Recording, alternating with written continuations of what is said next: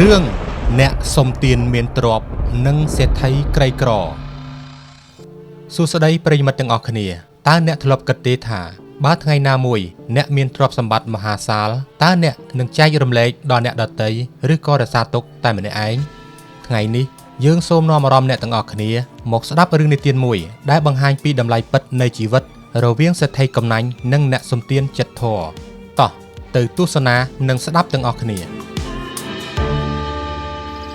កាលពីព្រេងនាយនៅក្នុងភូមិដោះស្រស់បំប្រងមួយមានសេដ្ឋីម្នាក់ឈ្មោះថាសេដ្ឋីកុំគាត់មានទ្រព្យសម្បត្តិមហាសាលមានផ្ទះធំស្កឹមស្កៃនិងមានអ្នកបម្រើឆ្វេងស្ដាំ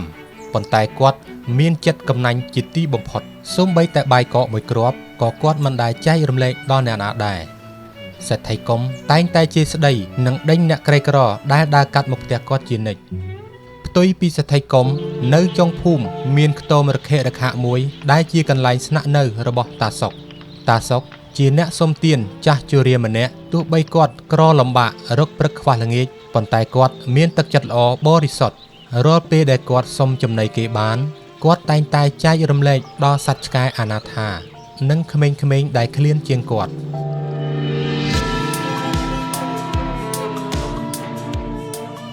ថ្ងៃមួយមានទេវតាមួយអង្គបានចុះមកឋានកណ្ដាលដើម្បីសាកល្បងចិត្តមនុស្សទេវតាបានក្លែងខ្លួនជាជីតាដ៏កំសត់ម្នាក់ដែលដើរត្រទេកត្រោតស្ទើរតែដួលសន្លប់នៅមុខផ្ទះសេដ្ឋីកុំលោកម្ចាស់អើយខ្ញុំសុំទឹកមួយផ្តិលផងខ្ញុំឃ្លានខ្លាំងណាស់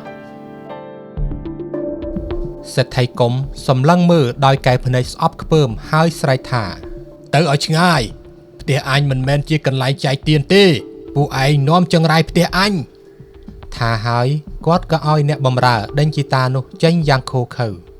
ជីតាកំសត់ក៏ដើរទៅដល់មុខខ្ទមរបស់តាសុក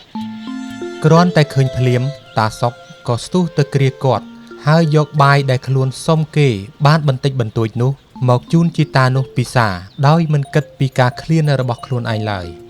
ឃើញទឹកចិត្តដ៏ប្រពៃរបស់តាសុកនិងចិត្តដ៏អាក្រក់របស់សេដ្ឋីកុំ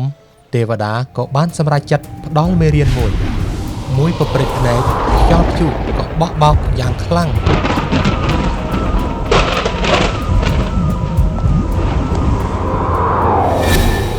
ព្រឹកស្អែកឡើង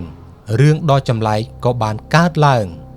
សេដ្ឋីកុំបានភ្ញាក់ឡើងក្នុងខ្ទមដ៏រខិរខៈជាមួយនឹងសម្លៀកបំពាក់រហែករហុយគាត់ស្រែកឆោឡោនេះជាកន្លែងណាហេតុអ្វីអញមកទីនេះយកខោអាវអញមកវិញគាត់រត់ទៅវិមានរបស់គាត់ប៉ុន្តែអ្នកបម្រើចាំគាត់មិនបានហើយបានដេញវាយគាត់ដូចឆ្កែមួយក្បាលសេដ្ឋីកុំត្រូវដើរសុំទានគេរងការមើលងាយនិងដេកអត់បាយយ៉ាងវេទនាបំផុតពេលនោះហើយដែលគាត់ចាប់ផ្ដើមយល់ពីរសជាតិនៃភាពក្រីក្រនិងការឈឺចាប់ចំណែកតាសុកគាត់បានភ្ញាក់ឡើងនៅលើគ្រែដ៏ទន់ល្មើយក្នុងវិមានសេដ្ឋីទោះបីគាត់ខ្លាយជាអ្នកមានប៉ុន្តែតាសុកនៅតែរក្សាចិត្តដូចដើម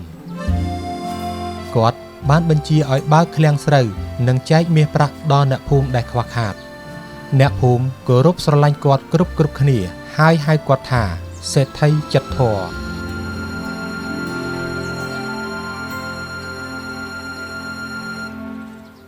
មួយខែក្រោយមកសេដ្ឋីកុំដែលក្លាយជាអ្នកសុំទានបានដើរមកដល់មុខវិមានរបស់ខ្លួនដើម្បីសុំបាយស៊ី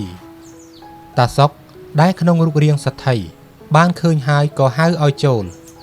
តាសុកមិនបានតបតឬសងសឹកទេតែបែរជាឲ្យបាយទឹកយ៉ាងឆ្ងាញ់ពិសាសេដ្ឋីកុំទឹកភ្នែកហូររហាមដោយការសោកស្ដាយគាត់លុតជង្គង់ចុះហើយពោលថាខ្ញុំយល់ហើយទ្រព្យសម្បត្តិមិនសំខាន់ស្មើនឹងទឹកចិត្តនោះទេពេលខ្ញុំមានទ្រព្យខ្ញុំក្រទឹកចិត្តតែពេលខ្ញុំក្រទ្រព្យទើបខ្ញុំស្គាល់តម្លៃនៃជីវិតភ្លាមនោះទេវតាក៏លេចចេញមកហើយប្រែក្រឡាពួកគេឲ្យទៅដូចដើមវិញសេដ្ឋីកុំបានភ្ញាក់ពីដំណេកហើយបានដឹងថាវាគ្រាន់តែជាសូបិនដ៏យូរមួយប៉ុន្តែវាជាសូបិនដែលដាស់ស្មារតីរបស់គាត់ចាប់តាំងពីថ្ងៃនោះមកសេដ្ឋីកុំបានដើរទៅរកតាសុកហើយអញ្ជើញតាសុកមកនៅជាមួយនិងបានបរិច្ចាគទ្រព្យសម្បត្តិជួយដល់អ្នកក្រីក្រពេញមួយជីវិតរបស់គាត់សរុបសេចក្តីរឿងនេះ ចង់ដាស់តឿនយើងទាំងអស់គ្នាថាទ្រព្យសម្បត្តិគឺជារបស់ក្រៅខ្លួនអ្វីដែលនៅស្ថិតថេរគឺអំពើល្អការមានទ្រព្យសម្បត្តិមិនប្រកាសថាមានសេចក្តីសុខទេទាល់តែចេះចែករំលែកទើបជីវិតមានន័យតើអ្នកទាំងអស់គ្នាយល់យ៉ាងណាដែរចំពោះរឿងនេះបើពេញចិត្តកុំភ្លេចចុច like និង subscribe ដើម្បីទទួលបានរឿងនិទានថ្មីៗនិងអប់រំល្អៗជារៀងរាល់ថ្ងៃជូនពរអ្នកទាំងអស់គ្នាជួបតែសំណាងល្អ